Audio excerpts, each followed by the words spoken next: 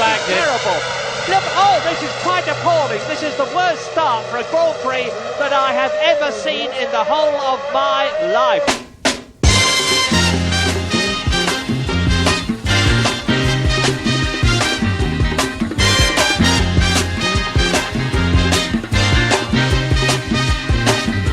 Hush now, child, and don't cry. Your folks might understand you by and by. Just move on up toward your destination, though you may find from time to time complications. Alright, let's keep this ball rolling and get to the next race. This time we're in the new millennium, the 2000 Indy 500, and already everything looks really ugly. The CGI flags flying past, the intro that ABC used to start the program, and subjectively, the cars. So before we start moaning about the cars and engines, let's look at the grid. On pole position is Greg Ray. Don't know who the fuck that is, but okay. That guy is in pole position. But second, a name I definitely know, is Juan Pablo Montoya. Quite possibly my favourite Colombian racing driver ever. And the only racing driver I know. Wasn't that interesting? Let's see who else there is. Jimmy Vasser, Scott Sharp, Ayrton Dare. Whoa, whoa, whoa, whoa, whoa! What the fuck? I only said Ayrton. Come on! To make matters slightly worse, it's now raining. Fucking brilliant. Let's hope that Ayrton Dare is actually the next Brainmaster. Very unlikely though. One of the more surprising candidates for the win this year was 19-year-old Sarah Fisher, who starts from 19th on the grid. To think, she's going out and making a name for herself in motor racing, while someone like me is sitting on his arse at home talking about it. I'm such a disappointment to my name. Okay, now it's more than just raining now. It's fucking pissing it down. And there's more poor helpless people stuck in sacks! Someone please help these bastards! Oh, come on, don't advertise hockey before the start of the race, you idiots. That's just disgraceful. Thankfully there are cars out on the track in racing order, but they aren't the ones racing. They're the jet dryers. Yep, that's a thing. They use massive dryers to dry the track. If it was my decision, I would put everyone on slick tyres and not do anything about drying the track. Do it Spa 2008 style. Oh, beautiful for spacious skies, for amber waves. What the fuck? This isn't Back Home Again in Indiana. God damn it, I want my Indiana! Yes! Neighbors. Yes, Jim Neighbors! Yes! Yes!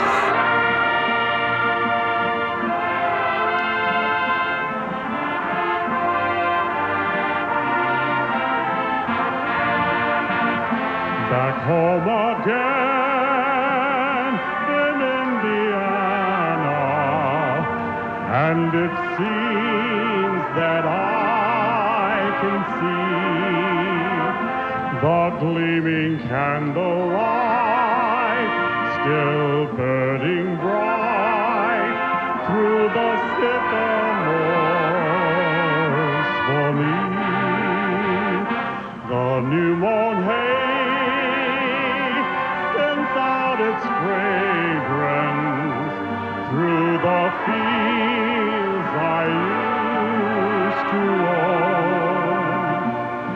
When I dream about the moonlight on the Wabash, how I long for my Indiana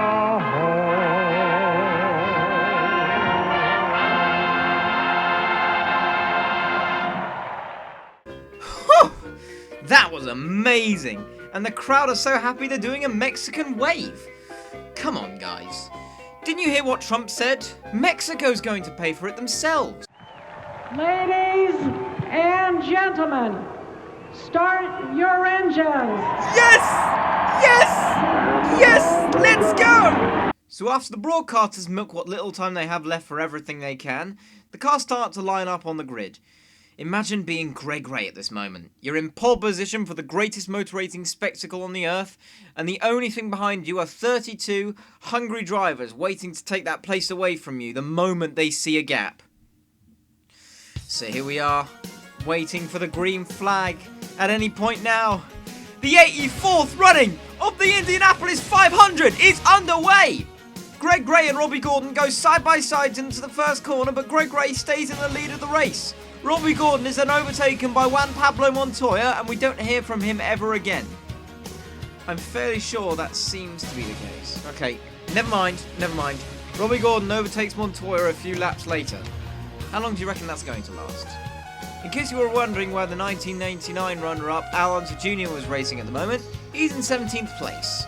In a sense, taking the crown that Rick Mears and Gordon Johncock had in the 1989 race. Oh, now you pronounce it properly. Stop fucking advertising hockey! We don't care! Only Canadians care, and Canadians aren't real people! See? I told you it didn't last very long. Montoya's back in second place again. How unsurprising. Juan Montoya takes the lead of the 500 from Greg Gray, but not before going full wide onto the main straight. Imagine this guy in F1. That would be pretty mental, wouldn't you think? Foreshadowing.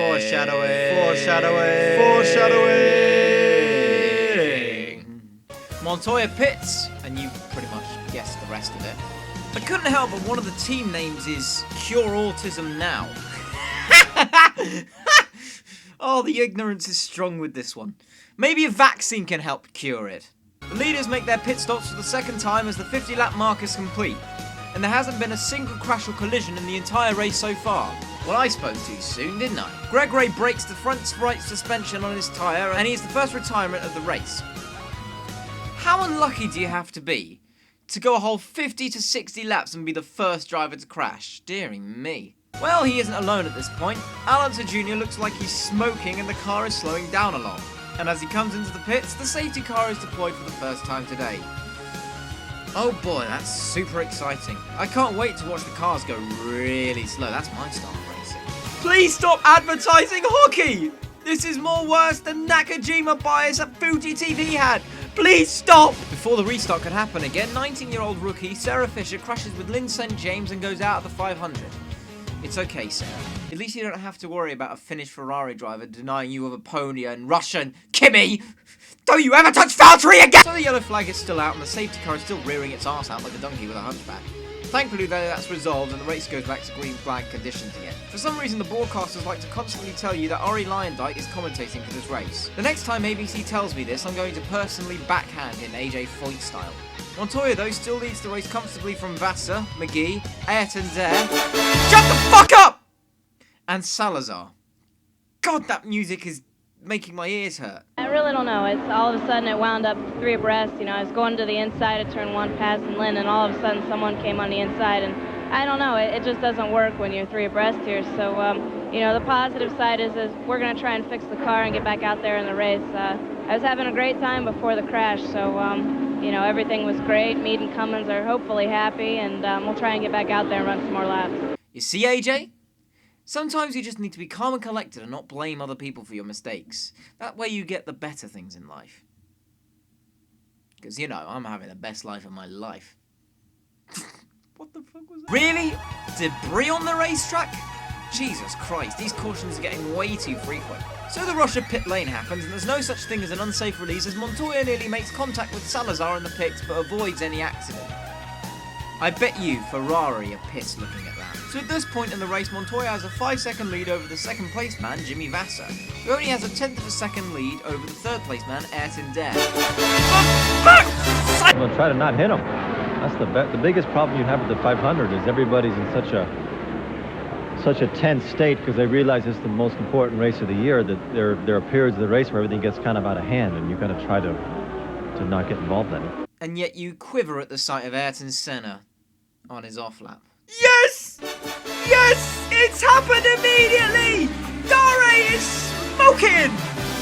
So after that and a few minutes of nothing happening, the race has restarted again, this time with Montoya in the lead. Wait, so nothing's happened? Cool. Variety, I like that. But as we've all come to learn here at Indy, this never lasts forever, as Greg Ray again smashes into the barrier, as if the first time wasn't embarrassing enough. Safety car comes in, safety car comes out. Simple. Buddy Lazier takes second place and sets his eyes for Juan Pablo Montoya in first place. But Montoya is already making massive gains as he goes 1.8 seconds away from Buddy Lazier. There's another accident, this time involving another rookie, Sam Hornish Jr. I reckon at this rate he'll never win an Indy 500, not with that safety record. The field is now bunched up as Buddy Lazier goes for an overtaking attempt, but Montoya shuts the door and keeps the lead from Lazier. Okay, finally this race is getting interesting. And now there's another fucking caution. Fuck this! Car goes out, car goes in. Racing. Jimmy Vassar's very brief lead is taken away by Montoya. How Vassar was in the lead in the first place was beyond me. Stay tuned for more action news following the Indianapolis 500. Holy shit, it's Team Lads! When did Ray return? Buddy Lazier now looks for a moment to pass Vassar, but it doesn't look like it's going to happen. Meanwhile, Montoya stopped caring a long time ago. Lazier takes second position. Yeah, that's it. Whoop-de-fucking-do. The gap at this point from first place, though, no joke, is 10.3 seconds. Yep, that's it. Alright, pack your bags, everyone. The race is over. Nice, good year, everybody. This race had been absolute peanuts for Juan Pablo Montoya as he comes out of turn 3, then onto turn 4 and onto the home straight for the last time. Juan Pablo Montoya wins the 84th running of the Indianapolis 500. Absolutely amazing form from the Colombian and his first year on the track.